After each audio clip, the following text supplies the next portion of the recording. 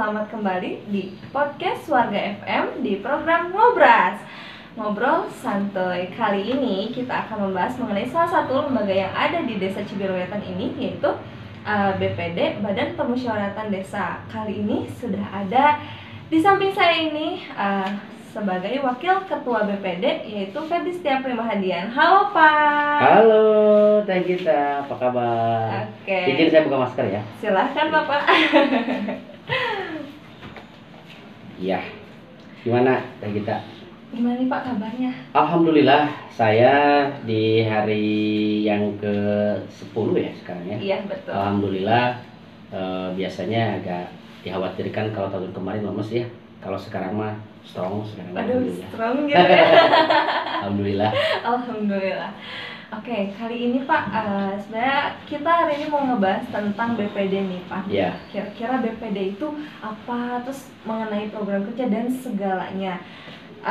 Pertama-tama aku menanyakan BPD itu apa sih Pak? Karena kan mungkin masyarakat masih belum banyak tahu nih tentang apa itu BPD, apa sih fungsinya gitu. Oke.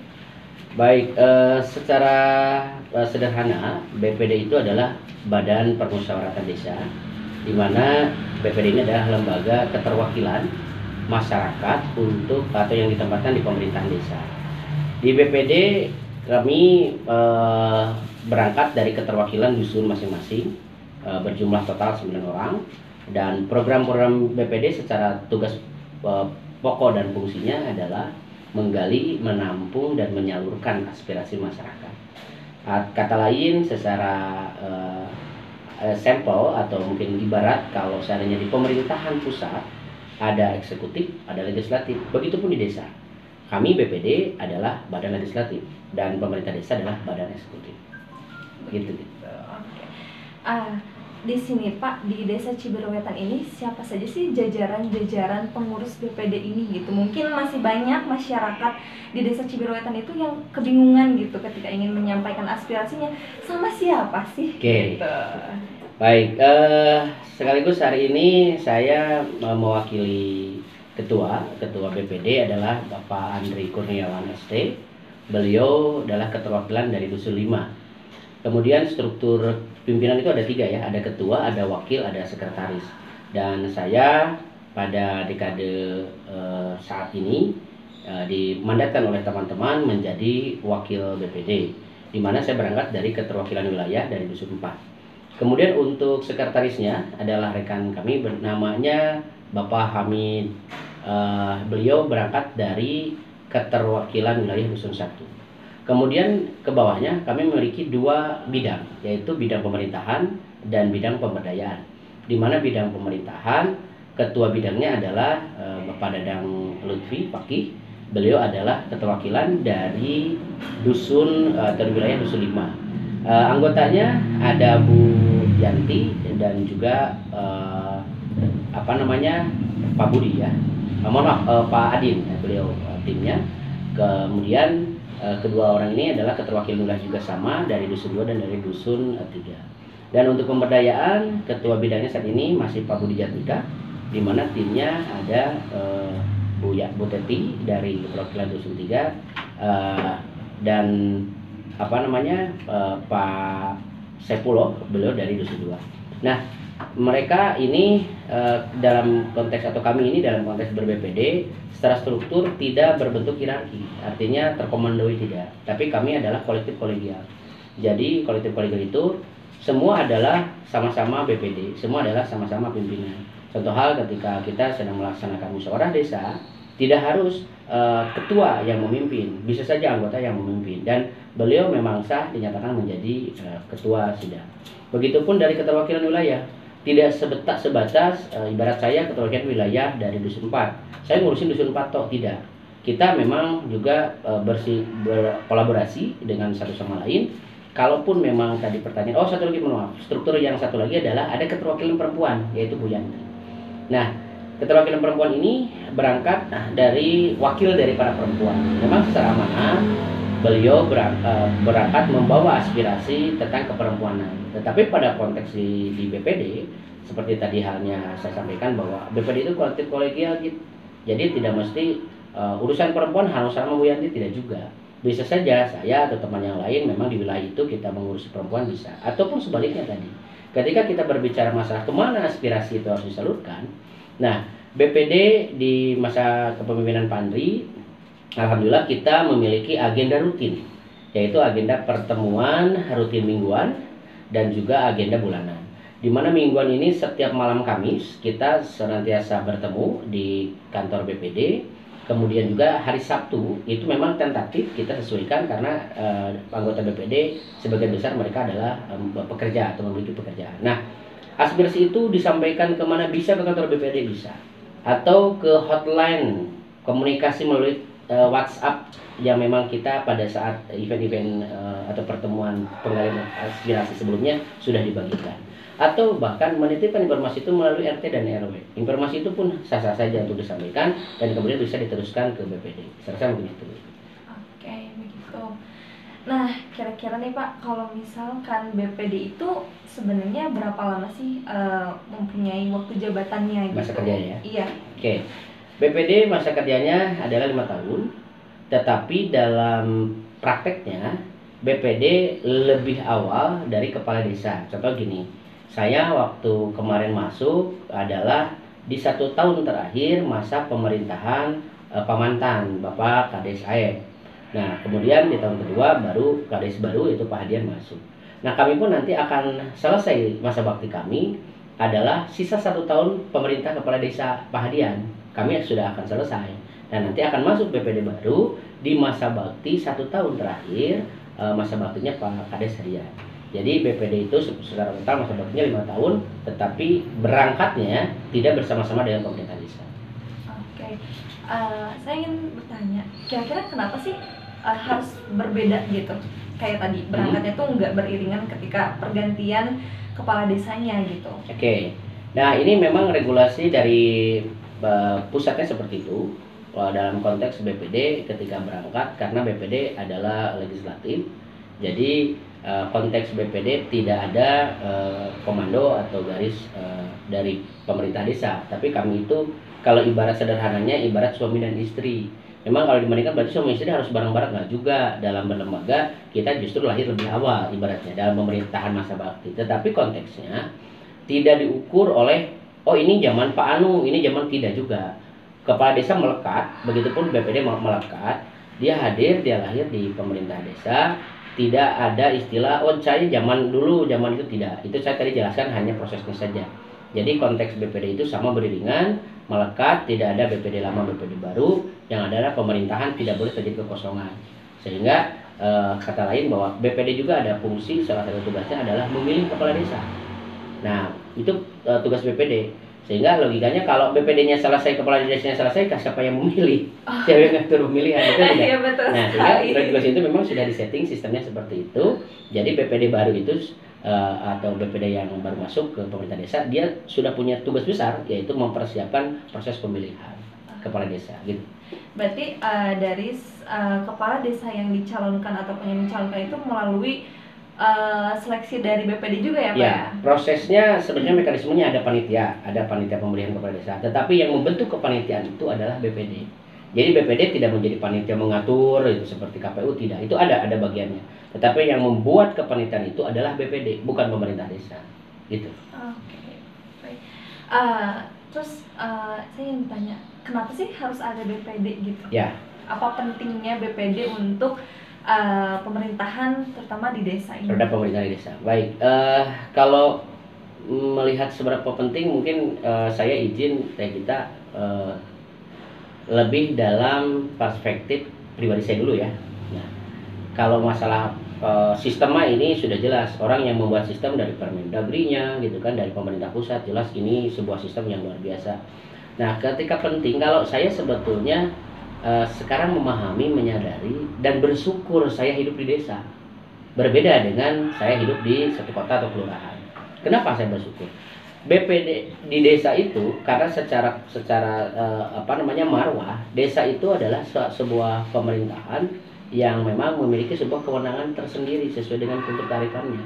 Jadi ibaratnya desa itu seperti miniaturnya negara.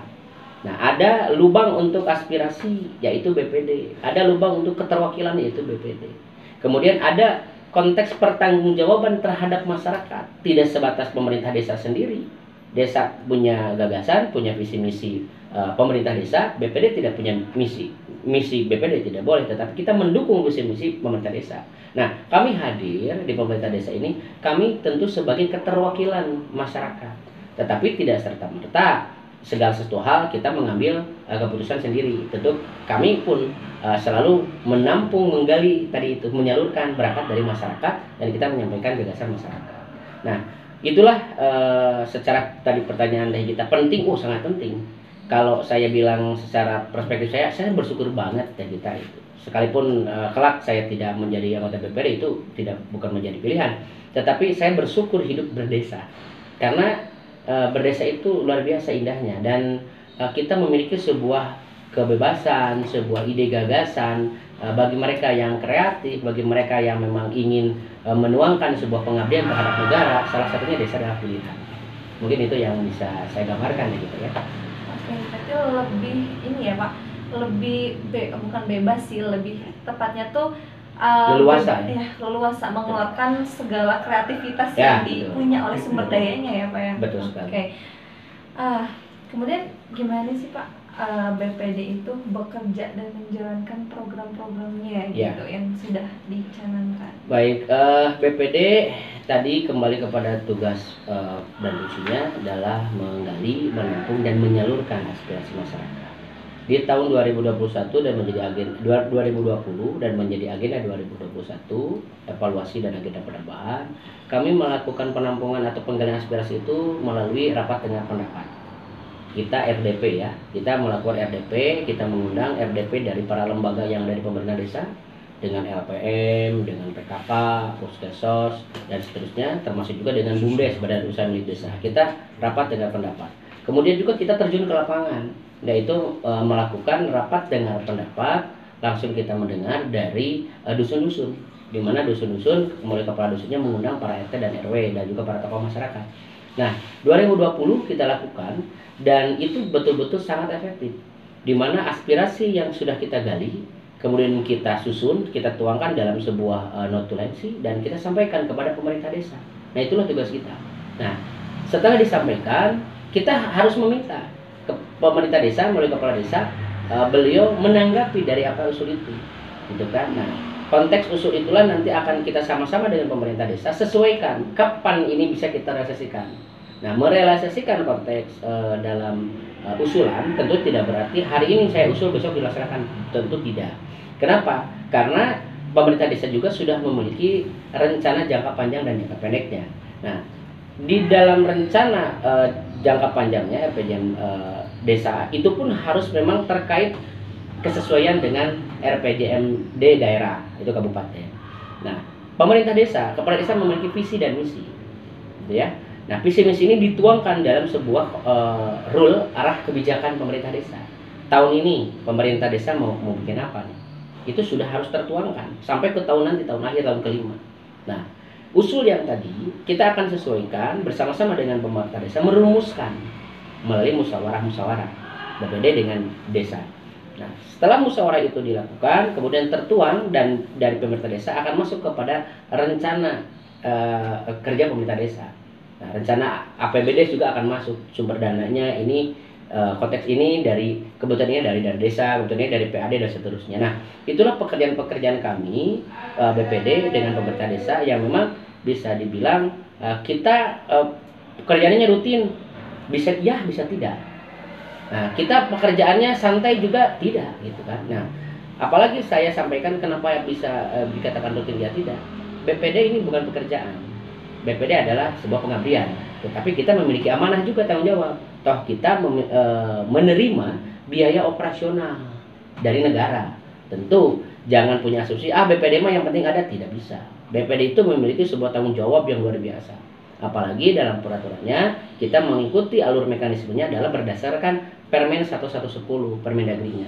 Di situ tertuang bagaimana kita kerja, jadwalnya seperti apa. Nah, termasuk tadi kegiatan-kegiatan musyawarah, musrembang dan seterusnya itu adalah kegiatan-kegiatan yang memang ada di wilayah ranah dan tanggung jawab BPD. Andai kata BPD tidak memiliki satu tanggung jawab atau keinginan untuk melakukan, tentu pemerintah desa sangat kasihan. Dia berjalan sendiri, self gitu kan. Maka dari itu, alhamdulillah di Cibiruetan melalui kepala desa, baik yang sebelumnya dan yang sekarang, apalagi BPD kita berjalan seiringan. Kita melakukan konsolidasi, kita melakukan diskusi, kita melakukan komunikasi, tetapi kita tidak mau kompromi. Nah, gitu. Jadi kalau ada hal-hal yang istilahnya menyerempet, oh ini hal-hal ini mencelakakan nih, gitu kan. Baik kepala desanya bisa tercelakakan, gitu. Apalagi tanda kutip masalah penggunaan anggaran. Oh ini bahaya nih. Biarinlah kepala desa nanti yang bertanggung jawab, tidak juga. Kepala desa nanti ada masalah, amit-amit dia ini contoh saja. Berarti BPD-nya tidak berfungsi. Nah, kalau kepala desanya dia selamat, ya BPD-nya berarti dia ikut bertanggung jawab. Maka dari itu, konteks BPD itu luar biasa sebagai tanggung jawabnya. Saya kira itu. Seperti ini ya, kayak saling mengingatkan gitu. Betul. Antara satu dengan yang lainnya. Betul. Untuk bisa beriringan. Betul. Tapi juga bisa itu ya Pak. Analoginya tadi suami istri. Iya. Ya, tidak ada suami istri yang masing-masing kan. Iya. Harus sejajar untuk membangun rumah tangga yang harmoni. Gitu. Oke. Nah, terkait ini ya Pak. Pengambilan aspirasi, kira-kira pengambilan aspirasi itu dilakukan tuh kapan gitu? Pada waktu-waktu kapan gitu? Tertentu gitu ya. Baik. Kita pengambilan atau menampung aspirasi tadi saya ulas, kita yang terjun menjemput bola, yaitu kami melakukan rapat dengan pendapat salah satu program kami ya. Dan juga ada musrenbang, musyawarah rencana pembangunan bersama, di mana pemerintah desa bersama dengan para LKD dan juga RT RW itu LKD ya, RT RW sampai tokoh masyarakat berkumpul di desa untuk membahas kebutuhan-kebutuhan yang akan dilakukan di tahun depan. Tetapi kebutuhan itu memang harus ada kesesuaian dengan arah kebijakan dari pemerintah desa. Tahun ini mau apa nih? Kemarin mungkin kalau saya lihat dari ngobrasnya Teh Gita sama Pak Kadis ya. Nah, di situ kan disebut tuh tahun 2020 pemerintah desa melakukan arah kebijakan programnya adalah pelayanan, pendidikan dan kesehatan. Tahun 2022 apa? Air bersih dan seterusnya. Nah, konteks kebutuhan itu sampah dan seterusnya, kebutuhan itu memang harus sesuai. Nah, sehingga tadi bagaimana menggalinya? Banyak lubang kita. Jadi tidak terpaku pada jadwal saja. Ingat ya, untuk masyarakat boleh disampaikan, jangan sampai masyarakat begini nunggu, sama nanti nunggu musyawarah, tidak juga. Silahkan, kami BPD sangat terbuka untuk masyarakat hadir, menyampaikan usulan, ide gagasan itu luar biasa. Sehingga tadi RDP sebetulnya bisa saja tidak kami lakukan, andai kata masyarakat lebih aktif daripada kami. Tetapi kami tidak menganggap masyarakat tidak aktif ya, tapi kami juga memahami mungkin masyarakat sebagai bentuk pendekatan kami, pengabdian kepada masyarakat, karena kami wakil mereka, kami yang menjemput kebutuhan masyarakat. RDP kita dengar. Nah, insya Allah di program 2021 juga kita akan melakukan hal yang sama, tetapi mungkin ini akan lebih masuk lagi ke dalam kebutuhan kita dari kita. Jadi RDP-nya tidak sebatas sampai di lintas ketua RT dan ketua RW. Kita bisa saja nanti menambah kebutuhan, apakah istilahnya RDP-nya per RW gitu kan, bukan per dusun lagi gitu kan, biar lebih efektif dan lebih keolah lah, kakocek lah gitu lah. Mudah-mudahan kita bisa lakukan. Oke. Nah, berarti sangat terbuka sekali ya untuk masyarakat yang ingin menyampaikan aspirasinya ke BPD langsung ya Pak. Kira-kira nih Pak, di mana sih tempatnya gitu? Mungkin kalau ada yang pengen kantornya? Iya, gitu kayak pengen datang terus tiba-tiba ngobrol berbincang gitu. Baik. Alhamdulillah kantor BPD Desa Cibiruetan kita masih satu gedung, satu atap dengan pemerintahan desa. Jadi kalau kita sekarang duduk di sini saya bisa menunjukkan di belakang kita nih studio. Itu adalah kantor BPD gitu kan ya. Masyarakat silahkan untuk hadir ke BPD jika memang dipandang perlu untuk menyampaikan aspirasinya. Saya hanya gambarkan saja ketika Bapak dan Ibu akan datang untuk kebutuhan kepada BPD, bisa melalui telepon dulu gitu kan, bertanya dulu, atau bahkan mungkin mau mengunjunginya. Kami kenapa sarankan untuk berkomunikasi dengan telepon dulu, khawatir kalau tiba-tiba dadakan pas di BPD-nya sedang tidak ada orang, itu kan kasihan juga. Walaupun insya Allah mulai dari bulan Syawal ke depan, karena kami juga memiliki hak untuk meminta kepada pemerintah desa disediakannya salah seorang petugas untuk kesekretariatan atau administrasi. Insya Allah kedepannya nanti akan ada petugas di pintu masuk BPD. Itu beliau seperti halnya pemerintah desa, dia bekerja dari pagi sampai sore. Nah, kalaupun memang ada datang gitu kan bisa langsung menyampaikan kepada beliau petugas itu. Tetapi terlepas dari itu semua, kembali ke tempat bahwa kami tidak jauh dari pemerintah desa dan masih dalam satu bangunan. Bapak Ibu masuk, tinggal tanya kemana ruang BPD, naik sedikit ke tangga, tapi belum eskalator ya. Bisa langsung ketemu ada ruang BPD. Kita masih di sini kok. Oke, berarti nanti mah bisa lo pakai lift ya Pak? Bisa, ya? insya Allah mudah-mudahan kalau sudah 4 lantai. Oke Pak, kita break dulu. Oke. Kita ngopi santai dulu. Waduh, kopi apa nih? Ada Kopi asli bukan? Asli dong Pak, asli dari lokal Manglayang Pak, yang dipilih, di roasting, diolah sendiri nih Pak. Ada yang namanya Tarangopi. Oke, siap. Wah, saya cek dulu nih. Oke, boleh Pak. Gimana nih Pak rasanya? Wah, ini kopi beneran ini. Waduh. Tarangopi di desa kita ya? Iya, betul banget. Di apa namanya? Di Kampung wilayah kita. Mambusan, Kampung Pak. Mambusan. Iya, tinggal naik ke atas dikit dekat dari desa Pak. Oke.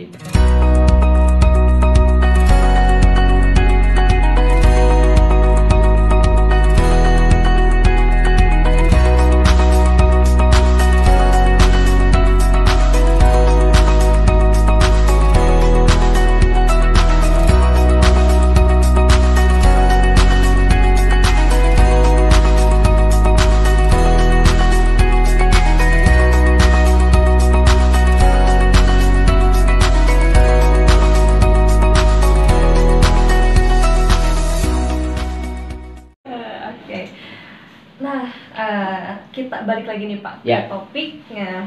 Sekarang udah di penghujung nih Pak. Penghujung apa nih? Penghujung jalan. Penghujung jalan. Luar biasa. Oke, apa Bapak sebagai wakil ketua BPD di Cibiruetan ini kira-kira apa sih harapan, keinginan Bapak untuk keberlangsungan aspirasi ini dan juga segala gitu? Baik. Harapan saya tentunya sesuai dengan cita-cita pemerintah desa, visi misi pemerintah desa dapat sukses dengan baik. Di mana visi misi Pak Kades adalah menjadikan sejahtera, agamis dan berbudaya. Dan ketika kesuksesan visi itu dicapai oleh pemerintah desa, sekaligus itu adalah kesuksesan BPD. Kemudian harapan kami juga kepada masyarakat, pemirsa dimanapun Anda berada, kami BPD adalah bisa dibilang bukan wakil saja, tapi kami adalah corong daripada masyarakat. Jangan sampai ada jarak di antara kita. Kita memang harus sama, dan kami pun memang kembali BPD itu sebagai amanahnya ya. Di pundak kami ada identitas sebagai BPD. Tetapi secara realnya kami adalah warga masyarakat. Nah, sehingga masyarakat jangan sungkan apabila ingin menyampaikan ide gagasan, tentu kami akan menampung. Kalaupun bertanya, tentu kami akan jawab. Andai kata pertanyaan itu layak dan bisa kami pertanggungjawabkan. Tetapi konteksnya BPD tidak untuk menjawab, BPD itu untuk menampung. Mangga bilih ayah abdi hoyong anu Pak kumaha, andai kata ada informasi yang mesti kita sampaikan, luruskan, kita sampaikan dulu. Mangga kita tampung dan kita akan salurkan. Itu tugas kami. Jadi harapannya semoga BPD Cibiruetan kedepannya lebih kuat lagi, termasuk bagaimana masyarakat juga lebih bisa memanfaatkan kehadiran BPD secara maksimal.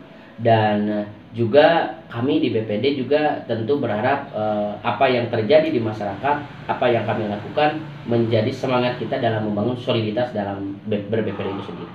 Saya kira itu. Begitu nih pemirsa, jadi untuk para pemirsa Suara TV ini nggak perlu lagi untuk ragu menyampaikan aspirasinya, karena begitu banyak kemudahan yang BPD tawarkan untuk menyampaikan aspirasinya.